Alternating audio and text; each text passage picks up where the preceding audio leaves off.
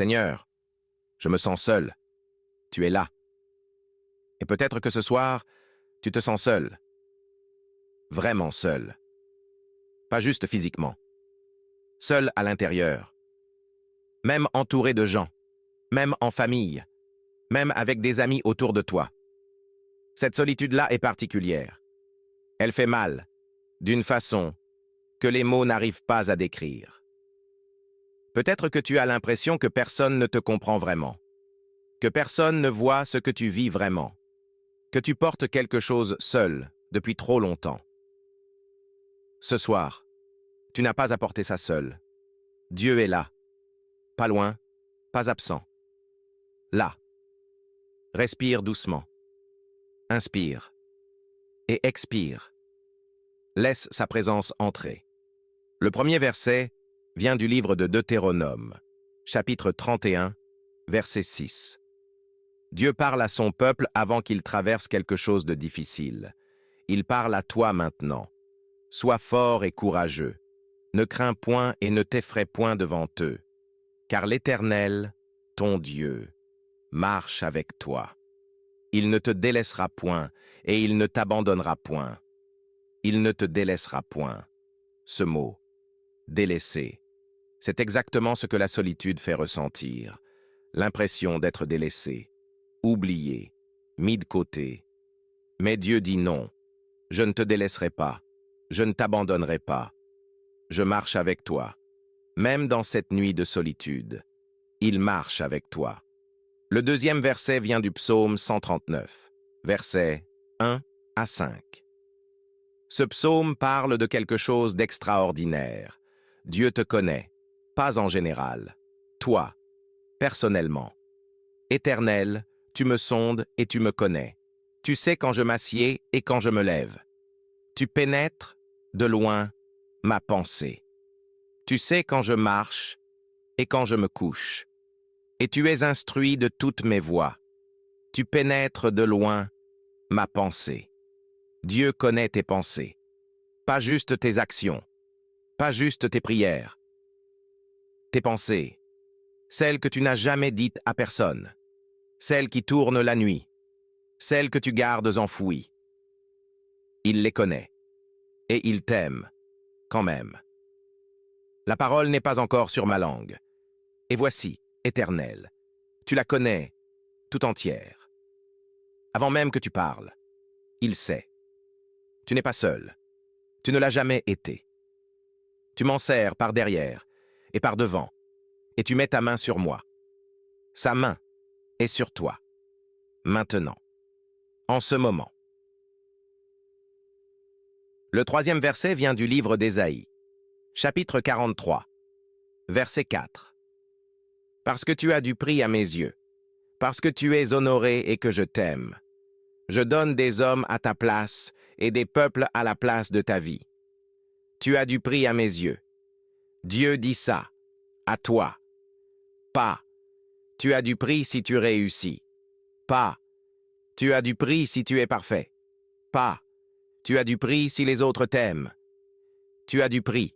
Point. Tu es honoré et je t'aime. Ces trois mots de Dieu sur toi. Reçois-les ce soir. Le quatrième verset vient de l'évangile de Jean, chapitre 14, verset 18. Jésus parle à ses disciples juste avant de les quitter. Il sait qu'ils vont se sentir seuls. Il sait ce que ça fait. Et il dit, « Je ne vous laisserai pas orphelins. Je viendrai à vous. » Orphelin. Oh, c'est le mot qu'il utilise. Pas juste seul. Orphelin. Sans père. Sans soutien. Sans appartenance. Et il dit, « Non. Je ne vous laisserai pas ainsi. Je viendrai à vous. » Il vient. Il vient à toi ce soir, dans cette solitude. Le cinquième verset vient du psaume 68, verset 6. Dieu donne une famille aux solitaires. Une famille aux solitaires. Dieu voit les solitaires. Il ne les ignore pas. Il ne dit pas « arrange-toi ». Il dit « je donne une famille ». Ta famille en Dieu existe. Les autres croyants sont tes frères et sœurs. Tu appartiens à quelque chose. Tu n'es pas seul. Le 6e verset vient du livre de Josué. Chapitre 1, verset 9. Ne t'ai-je pas donné cet ordre? Sois fort et courageux, ne te trouble pas et ne t'effraie pas, car l'Éternel, ton Dieu, est avec toi dans tout ce que tu entreprends. Dans tout ce que tu entreprends. Pas seulement dans les grandes choses. Pas seulement les dimanches. Dans tout.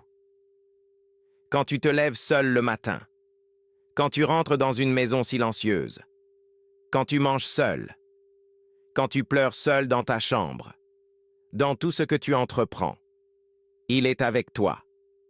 Le 7e verset vient du psaume 23, versets 4 et 5. Même si je marche dans la vallée de l'ombre de la mort, je ne crains aucun mal, car tu es avec moi. Ta houlette et ton bâton me consolent, car tu es avec moi. La vallée peut être sombre, la solitude peut être profonde, mais tu n'es pas seul dans cette vallée. Ta houlette et ton bâton me consolent, le bâton du berger. Il guide, il relève, il protège. Dieu est ton berger, et tu es sa brebis. Il te cherche, il te trouve. Tu dresses une table devant moi en face de mes ennemis. Tu oins ma tête d'huile, ma coupe déborde. Ta coupe déborde, même dans la solitude. Sa générosité est là, sa présence est là, son amour déborde. Le 8e verset vient de la lettre aux Hébreux, chapitre 13, verset 5. Car Dieu lui-même a dit, « Je ne te délaisserai point, et je ne t'abandonnerai point. » Dieu lui-même a dit, « Pas un homme, pas une promesse humaine qui peut se briser. » Dieu lui-même, « Je ne te délaisserai point, je ne t'abandonnerai point. » Cette promesse est éternelle, elle ne se retire pas, elle ne change pas selon les circonstances. Elle est pour toi, ce soir, dans cette solitude. Le 9e verset vient du psaume 27, verset 10. Quand mon père et ma mère m'abandonnent, l'Éternel me recueillera. Même si les plus proches te déçoivent, même si ta famille ne comprend pas, même si tes amis s'éloignent, l'Éternel te recueillera. Recueillir, comme on recueille quelque chose de précieux, quelque chose qu'on ne veut pas perdre. Tu es précieux aux yeux de Dieu. Il te recueille. Le 10e verset vient de l'Apocalypse, chapitre 3, verset 20. Voici, je me tiens à la porte et je frappe. Si quelqu'un entend ma voix et ouvre la porte, j'entrerai chez lui et je souperai avec lui et lui avec moi. Je souperai avec lui. L'image de manger ensemble, de partager un repas. Il n'y a pas de plus belle image de l'intimité, de la compagnie, de la présence. Jésus veut souper avec toi, pas seulement te bénir de loin, pas seulement t'observer. Être avec toi, autour d'une table, dans l'intimité. Tu n'es pas seul. Il frappe à ta porte. Ouvre-lui. Le 11e verset vient du psaume 34, verset 18. L'Éternel est proche de ceux qui ont le cœur brisé. Il sauve ceux qui ont l'esprit dans l'abattement. Proche de ceux qui ont le cœur brisé. La solitude brise le cœur. L'isolement brise le cœur. Le sentiment de ne pas être vu brise le cœur.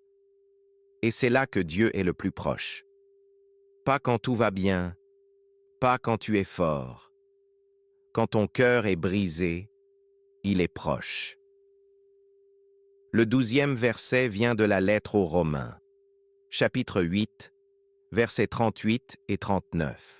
J'ai l'assurance que ni la mort, ni la vie, ni les anges, ni les dominations, ni les choses présentes, ni les choses à venir, ni les puissances, ni la hauteur, ni la profondeur, ni aucune autre créature ne pourra nous séparer de l'amour de Dieu manifesté en Jésus-Christ, notre Seigneur.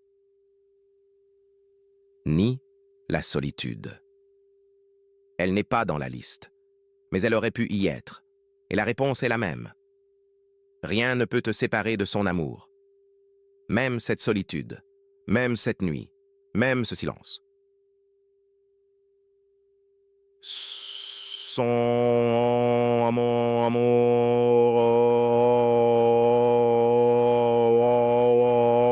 indestructible, pour toi. Maintenant, nous allons prier ensemble. Ferme les yeux et laisse ces mots monter vers lui. Seigneur, je me sens seul, je te le dis honnêtement. Cette solitude est réelle. Elle fait mal. Mais ta parole dit que tu ne m'abandonnes pas. Ta parole dit que tu marches avec moi. Ta parole dit que tu connais chacune de mes pensées. Alors je te fais confiance. Viens dans cette solitude. Remplis ce vide. Sois cette présence que je cherche. Seigneur, merci de ne jamais m'abandonner. Merci d'être proche des cœurs brisés. Merci de connaître mon nom. Je reçois ta présence. Maintenant, ici, dans ce silence. Tu es avec moi. Et ça suffit. Au nom de Jésus. Amen. Tu n'es pas seul. Tu ne l'as jamais été. Et tu ne le seras jamais. Car l'Éternel, ton Dieu, est avec toi, dans tout ce que tu entreprends. Que sa présence soit avec toi. Maintenant et toujours.